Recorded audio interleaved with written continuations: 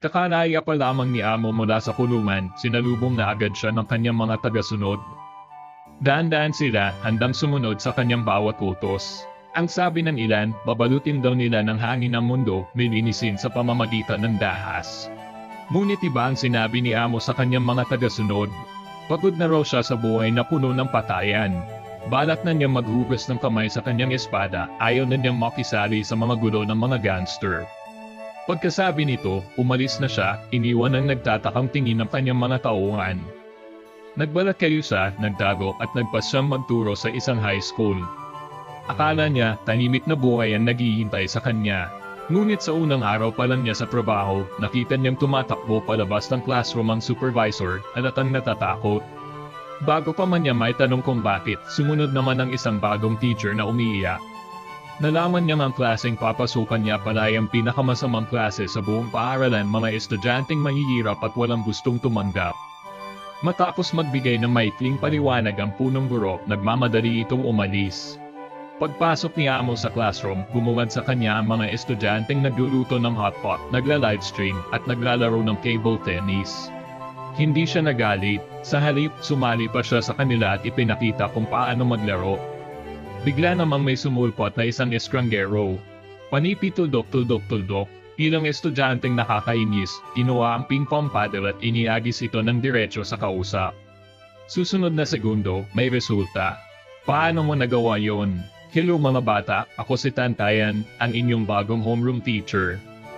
Hindi natakot ang mga estudyante sa ipinakitang kapangyarihan ni Tantayan. Patuloy pa rin sila sa kanilang mga ginagawa. Agad namang nagpayo ang lalaki, sinabihan sila na huwag magtagal. Mag-aaral kayo ng mabuti. Dahil dito, tumayo ang guli sa klase. Walang kwenta raw ang pag-aaral ngayon.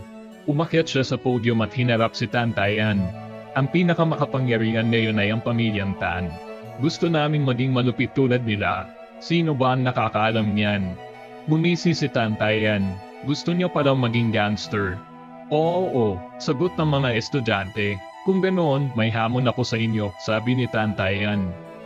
Kung mapapahiya ninyo ako sa loob ng 7 araw, aalis ako agad.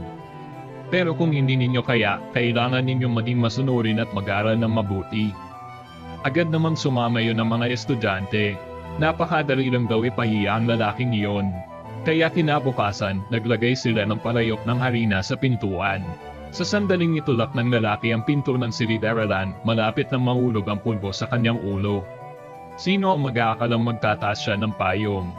Mula sa alak, kaya nakuha ng mga estudyante ang gusto nila, natatakpan ng harina. Ngunit hindi lang iyon. Saktong pag-upo ng lalaki, nagmadaling bumato sa kanya ang mga estudyante. Sino ang mag-aakalang napakabilis niya? Ginamit niya ang payong upang itapon pabalikan lahat ng mga bagay na ibinato sa kanya. Ngunit mayroon silang isa pang trick. Iyon ay ang paglalagay ng super glue sa upuan ng maaga. Sa pagkakataong ito, wala sa swerte ang lalaki, di ba?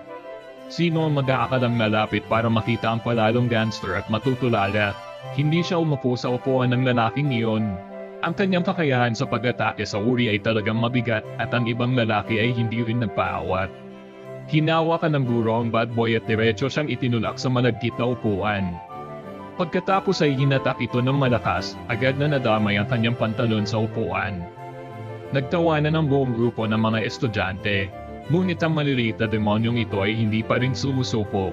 Sa oras ng gym, nakita ng batang lalaki na boring ang paglalaro ng soccer at ayaw na niyang mag-practice. Kaya kailangan nilang tumaya sa lalaki, manalo para maging malaya. Ang panuntunan ay kung sino ang makapagpapalusot ng bola ng 3 beses na mas marami ang panalo. Gaya ng inaasahan, ang bata ay tinatawag na 3 puntong prinsipe. Iniagis niya ng 3 beses at tumama ng 3. Akala ng mga estudyante ay sigurado na silang mananalo. Sino ang magkakalamang lalaki ay dahan-daang maglalakad palabas sa gitna ng bakuran at dahan-daang ihahagis ang bola sa basket. Akala ko swerte lang siya. Sa hindi inaasahang pagkakataon, naghagis pa siya ng 2 beses at tumama sa target sa bawat pagkakataon. Napatahimik mo sila, ngunit nang matapos ang paaralan, nakaisip sila ng kakaibang pakulo ang maglagay ng peking bomba sa kanyang sasakyan. Itinaas ng mga estudyante ang kanilang mga telepono para mag-film para bumalik sa eksena ng mga lalaking nahihiyang makita ang bomba. Pero hindi nila alam, sa oras na ito, ang tao sa kotse ay may tunay na bomba. Tara na, Teacher Tan. Lumabas ka dali, umuusok ang sasakyan. Lumabas ka na, Mr. Tan, dali. Lumabas ka dali, sa isabog na ang sasakyan. Lumabas ka dito, bomba, bomba. Mr. Tan, lumabas ka na. Mr. Tan, may bomba. Mr. Tan, lumabas ka dito. Tumakbo. Tumakbo ang lahat. Sa wakas, nahulog ka sa bitag, Tantayan. Bakit ka natatakot? Ang bomba ay peke. Tumigil ka na sa pagsasalita, kapatid. Talokohan, higa, humabi ka. Natalo ka, duwag ka.